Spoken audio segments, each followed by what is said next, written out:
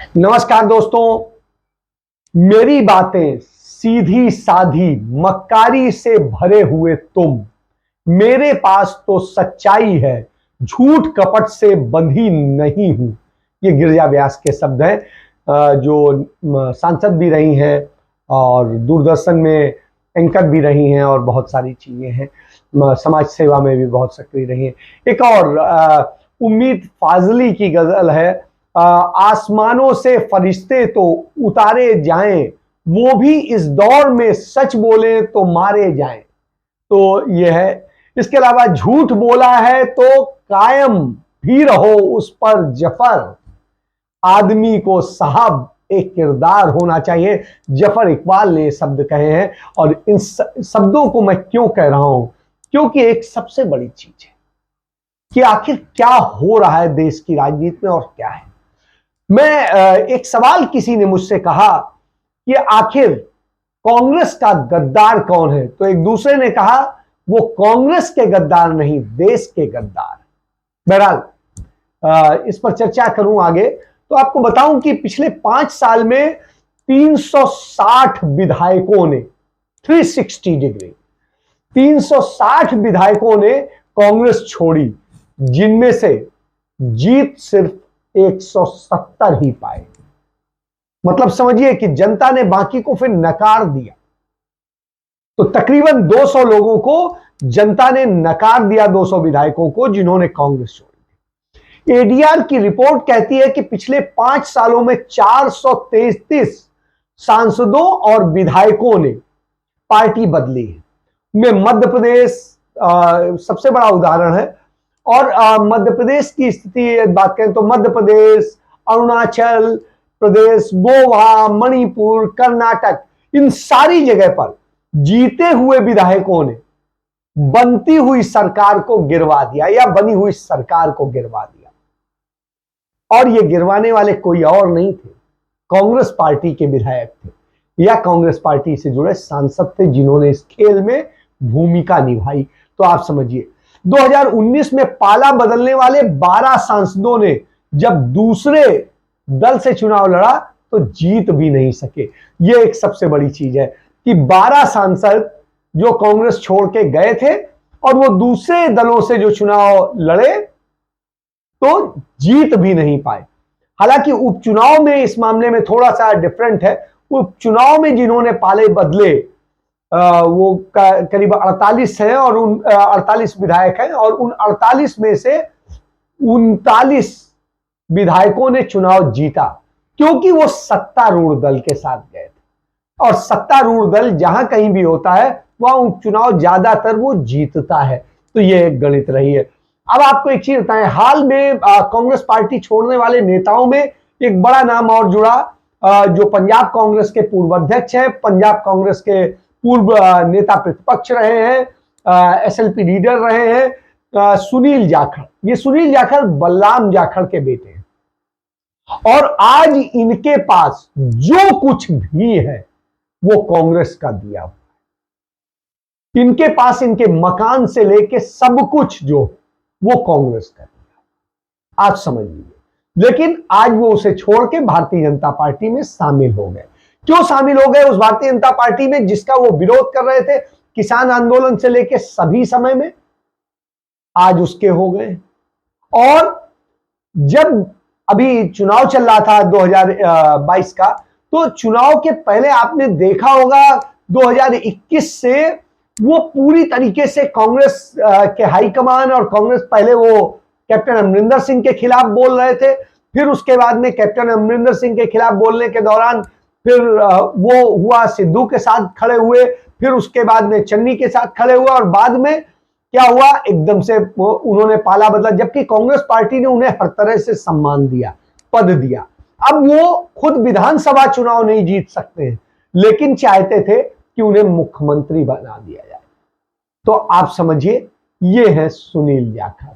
और केंद्र में जब यूपीए सरकार थी उस समय आप देखिए, याद करिए कि सरकार में जो सिंधिया, पायलट, प्रसाद, आरपीएन सिंह, मिलिंद देवड़ा जैसे और तमाम सारे नेता थे, जिन्हें राहुल गांधी की युवा ब्रिगेड कहा जाता था। आज इनमें से पायलट और देवड़ा को छोड़कर सचिन पायलट, हालांकि सचिन पायलट भी एक प्रकार से बगावत कर चुके हैं मुख्यमंत्री पद के लिए, लेकिन उन्होंने पार्टी नहीं छोड़ी। भारतीय जनता पार्टी ने उसमें खेल जरूर किया था कि इस पे मुकदमा करना और दूसरी चीजें करना कि जिससे एक तरह से टूट हो जाए, और लेकिन वो सफल नहीं हो पाए क्योंकि गहलोत राजनीति के मंझे हुए खिलाड़ी हैं और अंततः पायलट भी सरेंडर कर गए और वो कांग्रेस में ही रहे। तो आज उन्हें सम्मान भी कांग्रेस में मिल रहा है और संभवतः यदि अब राजस्थान में कांग्रेस मजबूत होती है तो पायलट निश्चित रूप से पायलट बनेंगे राजस्थान कांग्रेस के, तो ये समझिए। इसके बाद में मिलिंद देवड़ा है, वो भी कांग्रेस में है, वो भी हालांकि नाराज थे लेकिन उस नाराजगी के बावजूद वो हैं। इसके बाद में एक थी महिला कांग्रेस की अध्यक्ष सुष्मिता देव, उनको भी जब तक वो कांग्रेस से मलाई मिलती रही, सब कुछ मिलता रहा, तब तक वो रही, और जब खुद ही चुनाव हार गई, चुनाव नहीं जीत पाई, तो उस स्थिति में अब उनके पास कोई रास्ता नहीं था, तो कहां से सदन में जाएं। तो ऐसी स्थिति में सुष्मिता देव ने भी कांग्रेस छोड़कर तृणमूल कांग्रेस ज्वाइन कर ली और उसके पाले से वो पद और सत्ता पाने में कामयाब रही। इसके पहले आपको याद होगा झारखंड में अजय कुमार जो है, जो पूर्व IAS ऑफिसर हैं, वो भी छोड़ के चले गए थे, हालांकि उन्हें थोड़ी देर से समझ में आया और जब कांग्रेस सत्ता में वहां आ गई उसके साथ में मिलकर के झामुमो के साथ में, तो उस स्थिति में अजय कुमार वापस आ गए। हरियाणा में अशोक तंवर और त्रिपुरा से प्रद्युत देववर्मन जैसे नेता भी कांग्रेस को अलविदा कहे गए, ये भी युवा नेता थे और राहुल गांधी की टीम माने जाते थे। इसके बाद में आप देखिए एक चीज कही जाती है, कुछ बड़े कांग्रेसी नेताओं से बात हुई तो उनका कहना है कि पार्टी से अलग होने वाले नेता, अधिकतर नेता अपने राजनीतिक फायदे के लिए जो है पार्टी छोड़ रहे हैं और ऐसे कदम उठा रहे हैं। जब वैचारिक प्रतिबद्धता की परीक्षा की मुश्किल घड़ी होती है और इस मुश्किल घड़ी में जब नेताओं से अपेक्षा की जाती है कि वो एक अलग रह करके और किस तरीके से अपने परिवार की तरह पार्टी के लिए कुछ करेंगे, जिस पार्टी ने उन्हें सब कुछ दिया है, तो वो उसको न करके अपने फायदे के लिए पार्टी के हित को नुकसान पहुंचाते हैं और ऐसे कदम उठाते हैं। तो ये समझिए, उनका ये मानना है कि कांग्रेस ने संगठन के समक्ष बड़ी चुनौतियां हैं, अन्य चुनौतियों से लड़ने के लिए बड़े सुधारों की तरफ जो है कांग्रेस कदम बढ़ा रही है। पार्टी के एक नेता ने तो यहां तक कहा कि कांग्रेस की विचारधारा के प्रति समर्पित हर नेता और कार्यकर्ता का आज यह कर्तव्य है कि वह पार्टी को मजबूत बनाने के लिए काम करे। सोनिया गांधी ने भी कहा कि जब कर्ज उतारने का समय है, इसी भावना को ध्यान में रखकर सबको काम करना चाहिए, क्योंकि अब तक पार्टी ने आपको दिया है, अब पार्टी को आपकी जरूरत है और पार्टी को खड़ा करने के लिए आपकी जरूरत होगी।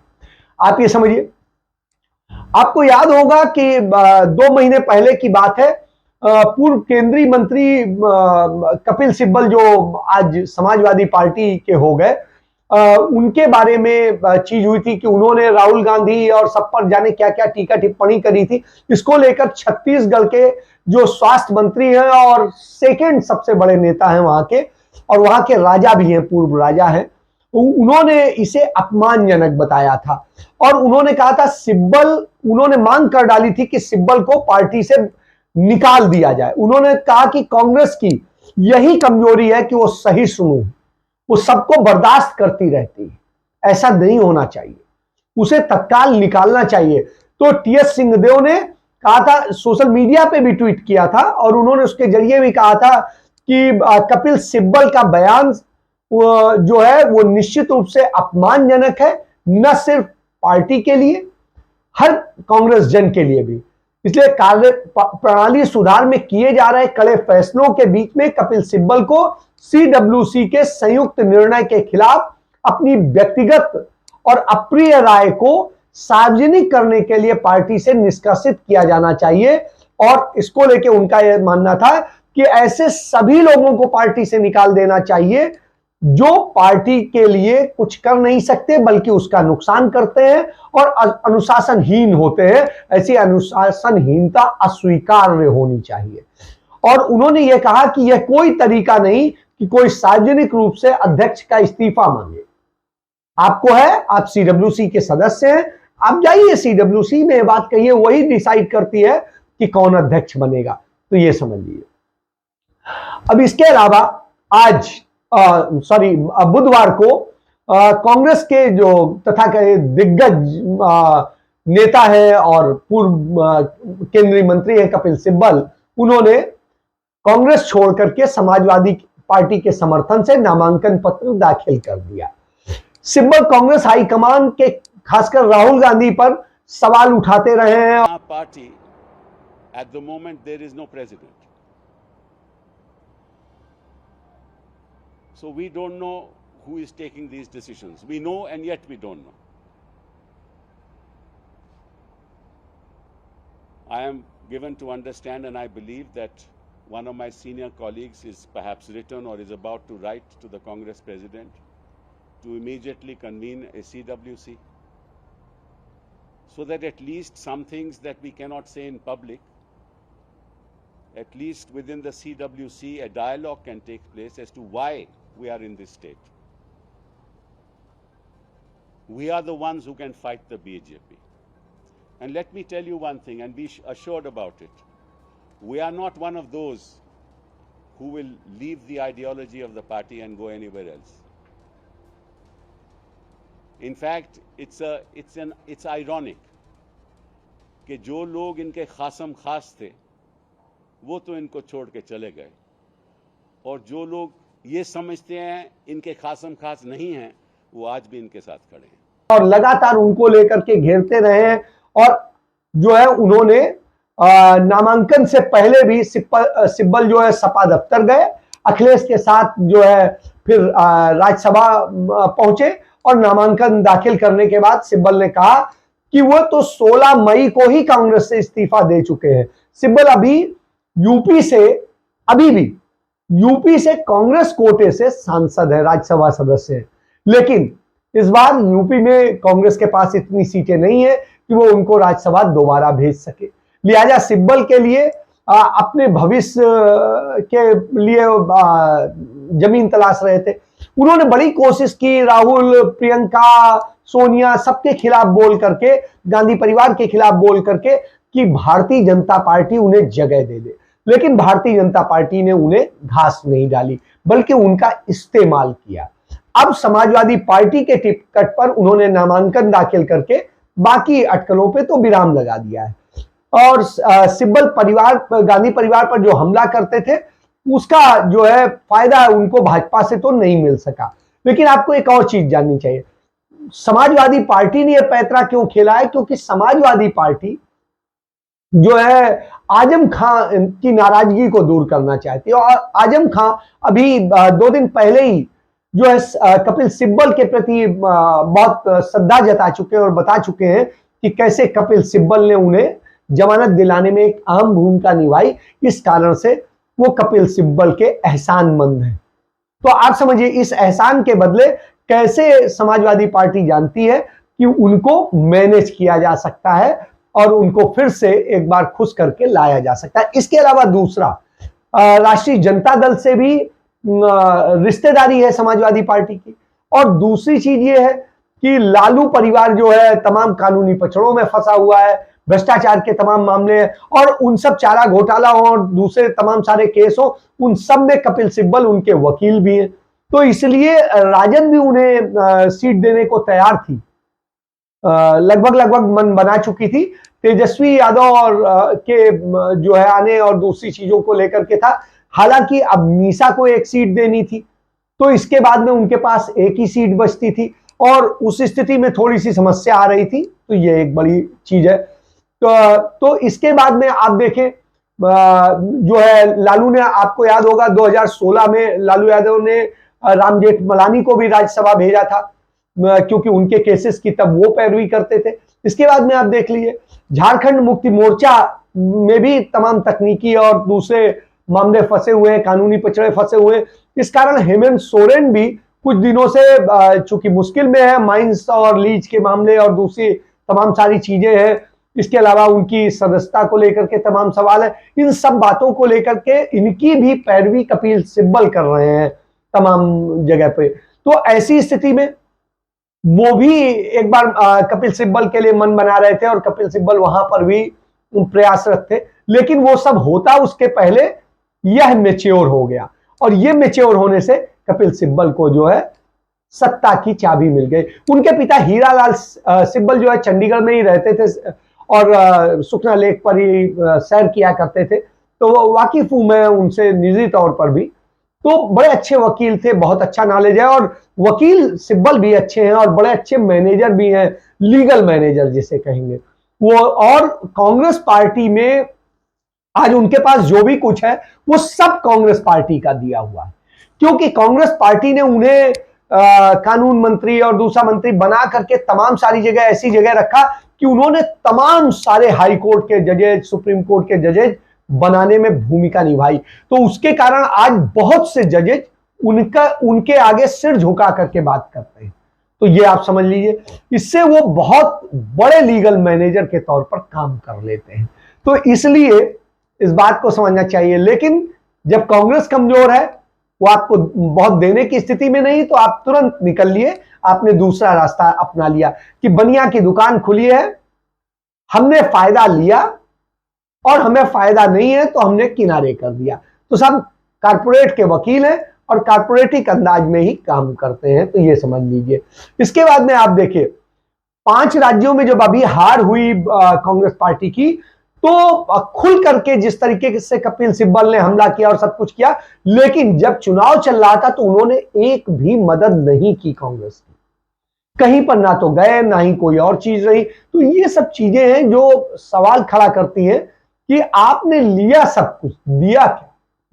इसके बाद में अब आपको बता दें, जो राज्यसभा के चुनाव हो रहे हैं उनमें 10 सीटें ऐसी हैं जो कांग्रेस जीत सकती है, और वो 10 सीटें तमाम राज्यों में है, जिनमें राजस्थान, छत्तीसगढ़, राजस्थान और छत्तीसगढ़ में 2-2 सीटें हैं, झारखंड, मध्य प्रदेश, हरियाणा, कर्नाटक, महाराष्ट्र, तमिलनाडु में 1-1 सीट ने कांग्रेस को मिल सकती है।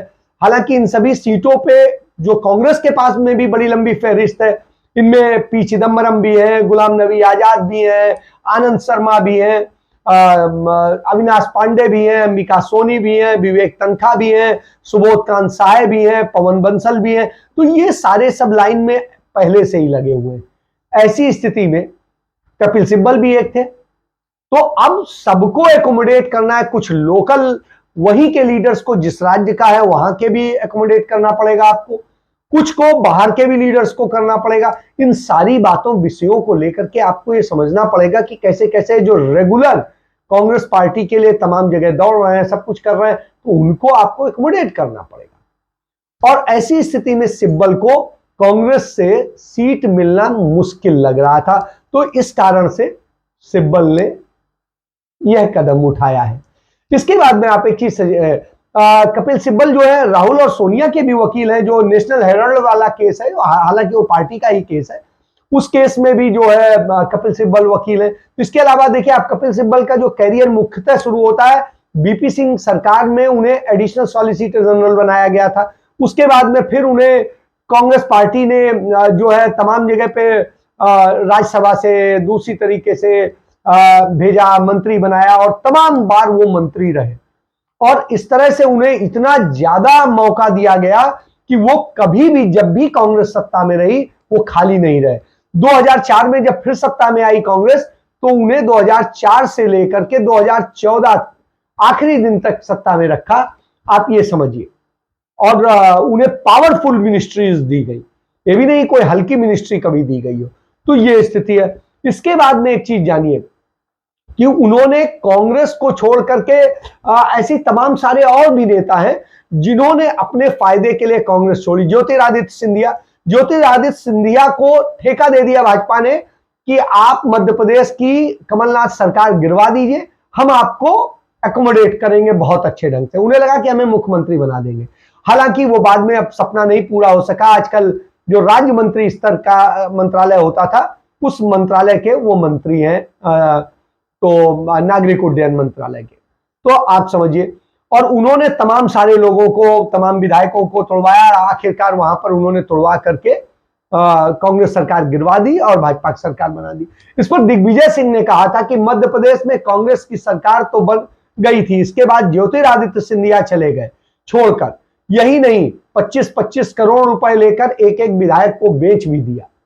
तो ये दिग्विजय सिंह ने कहा था, ट्वीट भी किया था। तो आप समझिए, पिछले साल मुख्यमंत्री कैप्टन अमरिंदर सिंह जो पंजाब में थे, उनको कांग्रेस पार्टी ने ही सारे पद दिए। उन्हें आप ये समझिए कौन सा पद बाकी था बड़ा जो नहीं दिया।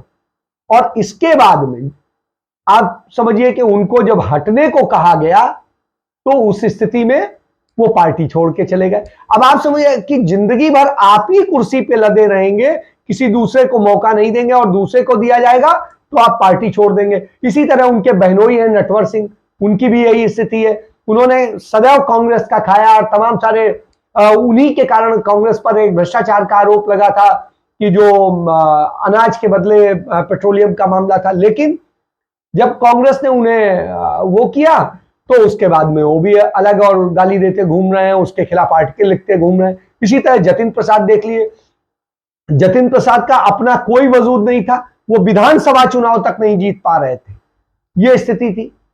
उनके पिता जितेंद्र प्रसाद एक अच्छे कद्दावर नेता थे, कांग्रेस पार्टी ने उन्हें तमाम पद दिए। उसके बाद में अब जतिन प्रसाद जो है बंगाल के चुनाव को बीच में ही छोड़ के चले आए थे, और उसके बाद से लगातार जिस तरीके से, और फिर भाजपा का दामन थाम लिया, तो अब ये स्थिति है। इसके बाद में आज वो भारतीय जनता पार्टी में मंत्री बने हुए हैं यूपी में, तो ये स्थिति है। और वो तब ब्राह्मणों की बात करते थे जब कांग्रेस में थे, आज उन ब्राह्मणों का नाम भी लेने से वो डरते हैं क्योंकि योगी बाबा नाराज ना हो जाए। इसी तरह आरपीएन सिंह है, आरपीएन सिंह जीरो पे थे और उनको उठा के विधायक बनाया, युवा कांग्रेस का अध्यक्ष बनाया, दूसरी और चीजें दी, सांसद बनाया, फिर तमाम सारी मिनिस्ट्रीज में उन्हें सड़क परिवहन का मंत्री बनाया, पेट्रोलियम का मंत्री बनाया, गृह का मंत्री बनाया, तो तमाम सारे विभागों में वो मंत्री रहे।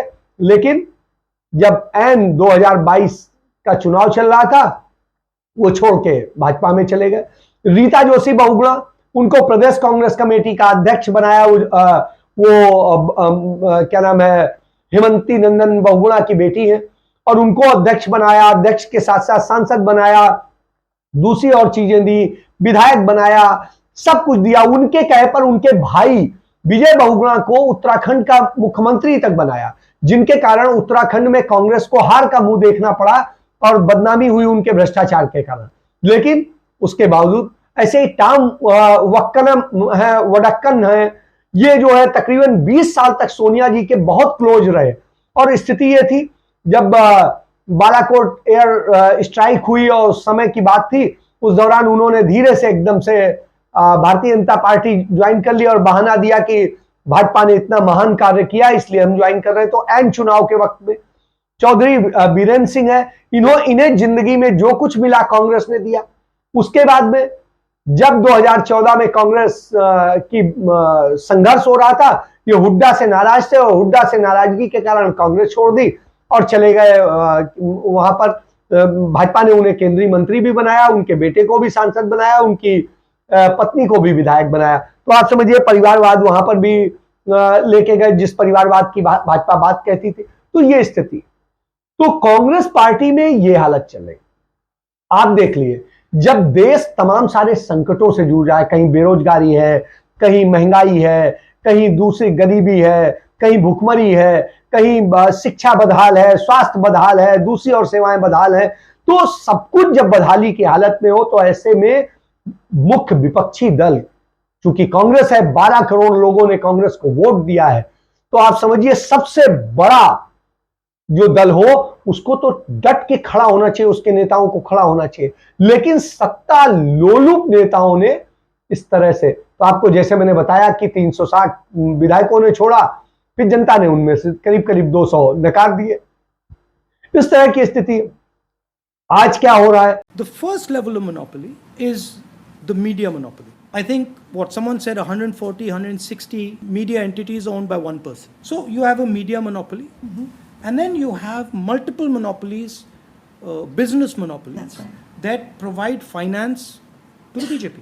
We are fighting an electoral contest, and we are fighting the institutional structure of India in a 21st century environment where your means of communication is media, where your means of communication is social media, and they have total dominance over those. Of course, it will affect the mandate. The only way to face it is by going directly to the people, which is what the Congress Party did before independence. There's a lot of appetite for that, there's a lot of atmosphere for that, and the Congress Party needs to redesign itself to absorb that energy and use that energy to create a new vision for the country.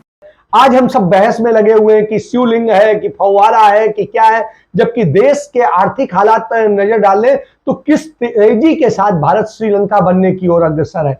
महंगाई बढ़ रही, रुपया दिन ब दिन dollar के मुकाबले गिर रहा है, हम सब तमाशा देख रहे हैं और कांग्रेस पार्टी के तमाम नेता छोड़ करके दूसरे दलों में जाकर के सत्ता का सुख लेने के लिए परेशान है, सांसदीय और विधायकी और सब कुछ पाने के लिए बेताब है और विदेशी मुद्रा भंडारण देश का लगातार गिर रहा है, हर हफ्ते गिर रहा है। रिजर्व बैंक ने जो मई के बुलेटिन में जारी किया और भारत की आर्थिक स्थिति पर जो लिखा उसके मुताबिक भारत की बद से बदतर स्थिति हो रही है। इस अवधि में जो स्वर्ण भंडारण भी बहुत बुरी तरह गिर गया है। तो आप समझिए कि ना हमारा वो बन पा रहा है, IMF में रखे गए देश का जो मुद्रा भंडारण है वो भी घट गया है। तो आप समझिए कि देश के पास आज बचा क्या है। और इस स्थिति में मोदी राज में अमीर गरीब के बीच असमानता इतनी बढ़ गई है कि देश बर्बादी की तरफ जा रहा है, गरीब और गरीब होता जा रहा है और सिर्फ 1% आबादी ऐसी है जिसके पास में अपनी मतलब आय लगातार बढ़ रही है और दूसरी तरफ पूरा देश गरीबी और गरीबी में जा रहा है। देश के सिर्फ 100 लोगों के पास देश की 50% संपत्तियां पहुंच गई हैं और 50% में देश का 130-35 करोड़ जो भी आबादी है वो उसमें है। तो आप समझ लीजिए कि देश की स्थिति क्या है। इसके अलावा 22% आय से संपन्न लोग, 10% लोगों के पास कुल राष्ट्रीय आय का 57% है। सोचिए 10% सिर्फ लोगों के पास जो राष्ट्रीय आय है उसका 57% है, वहीं दूसरी ओर 50% आबादी जो है आधे के पास 13% आमदनी है। यह आप समझ लीजिए। तो इन सब से जाहिर है कि देश में जो हालत है वो बर्बादी की तरफ है और वो बर्बादी हमें श्रीलंका से भी बदतर हालत में लेके जाएगी। और हमारे तमाम नेता जो कहते हैं हम जनता के लिए, जन सरोकारों के लिए राजनीति करते हैं, वो सिर्फ और सिर्फ पद के लिए राजनीति करते हैं, अपने निजी स्वार्थों के लिए राजनीति करते हैं। यह बात बिल्कुल स्पष्ट साबित होती है, दिखाई देती है। आज समझिए कपिल सिब्बल जैसे वकील जो एक पेशी में जाने का 15 लाख से लेकर 20 लाख रुपए लेते हैं, वो लोग इस तरह के काम करते हैं जो शर्म पैदा करते हैं कि सुअर भी खुद खा के गंदगी फैला देती है, कुछ किसी को देती नहीं। कमोबेश यही हालत भारत की राजनीति की हो रही है और खासकर कांग्रेस में भरे हुए तमाम कूड़े की हो रही है।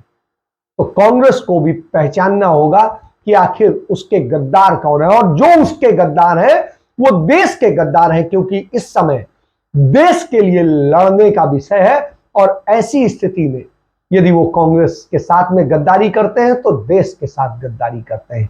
इसके साथ मैं अपनी चर्चा समाप्त करता हूं। यदि आपको कार्यक्रम अच्छा लगे, तथ्यात्मक लगे तो उसे शेयर कीजिए, अधिक से अधिक लोगों तक सच को पहुंचना चाहिए। और आप लाइक करें, सब्सक्राइब करें, अधिक से अधिक लोगों को शेयर करें और बेल आइकॉन बटन दबाना ना भूलें। इसके अलावा यदि हमसे कोई गलती हो गई हो, कमी हो गई हो तो उसमें सुधार करने के लिए हमें इनबॉक्स करें। मैं धन्यवाद करता हूं डॉक्टर पन्ना लाल का कि उन्होंने पिछले कार्यक्रम में मुझसे कोई गलती हुई थी उसका उन्होंने सुधार करने के लिए कमेंट बॉक्स में लिखा। मैं उनसे क्षमा मांगते हुए कहता हूं कि मैं उसमें सुधार क्या है, जल्दी बोलने में मुझसे नाम गलत उच्चारण हो गया था। शेष आपको पता है कि तथ्यात्मक सब सही था। इसके साथ चर्चा समाप्त करता हूं। जय हिंद, जय भारत, वंदे मातरम।